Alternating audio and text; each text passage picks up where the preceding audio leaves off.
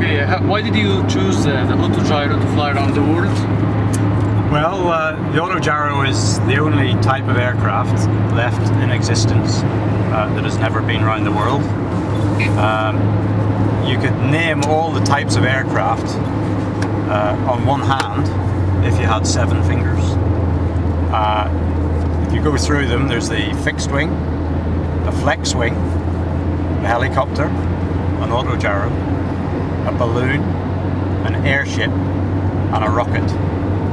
And any type of aircraft that you care to mention pretty much fits into one of those categories as a type of flight. And all those types have been around the world apart from the Auto-Gyro, and so there you go. It's the last one to do a rounding. So that even though the first Auto-Gyro flew in 1923, 87 years ago, none of them have been round. So there's that one last record to do, and that's a great adventure.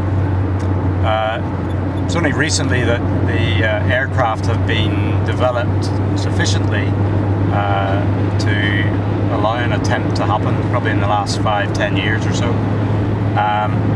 We've had to make various modifications to the aircraft in order to be able to fly long distances. We've got a large fuel bag in the back seat, which is perfect because we can take that bag down to the local petrol station, fill it up with 80 litres of unleaded petrol, and bring it back to the aircraft. And not a lot of other aircraft can do that.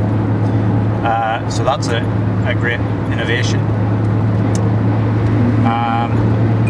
Yes, and on a personal note, the challenge, I think, of attempting the circumnavigation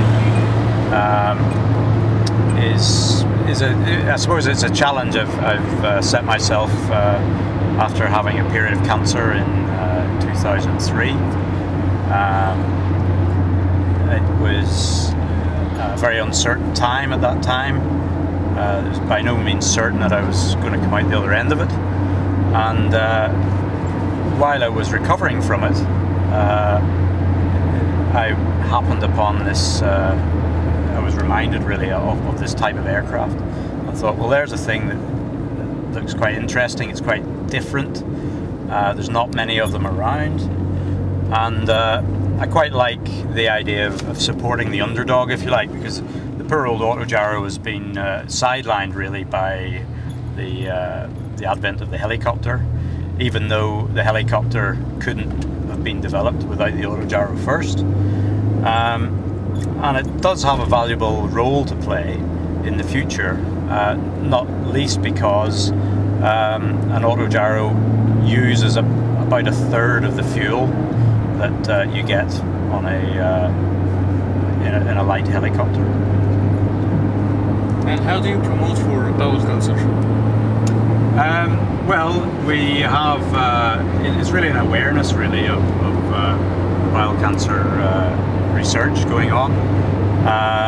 When I was diagnosed in 2003, the advances weren't in evidence at that point. The prospects were still quite gloomy. I'm pleased to say that sort of prospect has changed somewhat nowadays, but of course in those days we weren't really to know that we were just on the sort of the start of the upslope, if you like, of the survival rates and this sort of thing.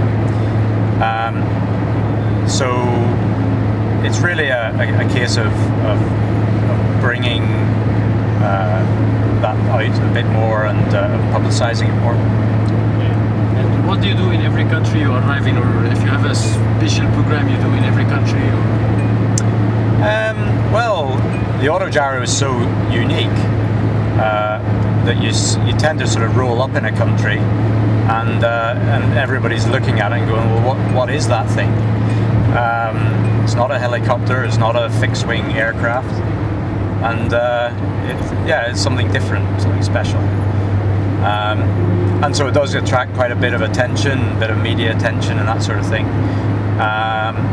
And I suppose if there's one thing to say about our this expedition, it's very much a spirit of adventure type adventure, which is played out across the globe. But really, we're using the new media of internet and Facebook and blog pages and things to publicize the adventure on a global scale, because it is a global effort. And the great thing then is that attracts quite a lot of support in the various countries as we fly through. And I've made some good contacts and friends in each of the countries so far. And it's great, because it means that the best people that can lead you through a particular country are the people that live there. And it's always been a constant surprise and reassurance, I suppose, that you land in somebody's country, literally, and there they are. There's people always there willing to help and help you out. I suppose because I'm traveling solo, you're sort of more open to that idea. I haven't got a big support team on the ground. It'd be very difficult for them to keep up, in fact, because the gyro is quite fast at moving over ground. I can suddenly appear somewhere else 400 miles away. And so you do rely on the good hospitality, I suppose, of the various countries as we go through. And how many countries are you visiting in every continent? Well, there's 24 countries, I think. One of which we entered twice, which is Canada. We go through it, and I suppose America as well, because we go through Alaska first, then we go into Canada, then we go into America. So, yes, 24 in total. But in each continent? An average even? Yeah, not in every continent. I suppose we miss out South America completely, we miss out Australia completely, but everywhere else we're running along. And why did you choose Egypt within the Middle East? Well, it was an interesting way to go. The other way, because we're limited by the range of the sea crossings, there was really two options. You either went sort of round Cyprus and across Syria and Jordan in that direction, or you came down through Crete, Greece, Crete, and across to Egypt. And I'd always been quite interested to visit Egypt, and so here I am. And are you going to have another adventure soon in the field of aviation, or any other adventures? Well, I think this adventure, I mean, it's still got another 3.5 months to go, and if there's anything like it started off, it'll be an adventure to last me for a while. I'm sure it'd be quite different feeling getting back home again after this one. But no, I'm sure in the future I'll be looking at various challenges and things. I always like to challenge myself in these ways. How did you find October Airport? Well, I just looked on the GPS. No, it was certainly the first sort of real proper desert flying that I've looked at. All the way down through Europe, it's been steadily getting drier and drier, and of course now that we've come out into the countryside in Egypt, then we are really getting more into the desert region, and that's great. I mean, somebody who comes from a very green County Antrim in Northern Ireland, where it rains a lot.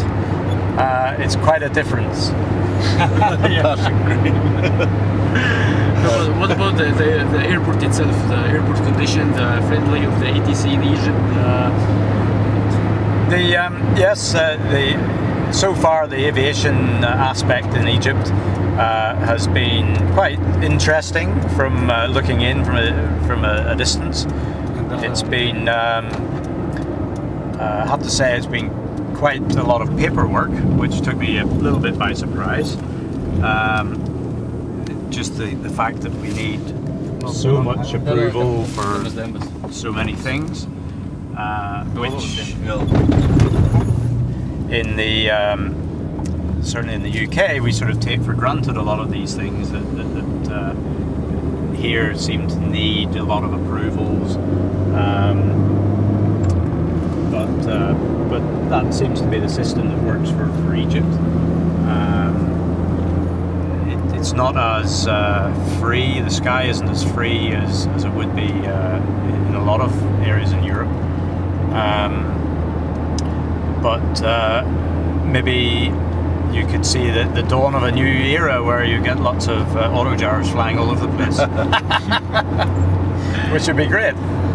Thank you, Norman, and we are very glad to meet you today, and we hope you continue this flight safely and you enjoy it to the max.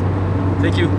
Thank you, and don't forget to keep an eye on us on the website, G.YROXgoesglobal.com, and you'll be able to look at the tracker page there and watch my progress almost live, basically, as I track around the world. Good luck, bye-bye. Okay, thanks. Thank you.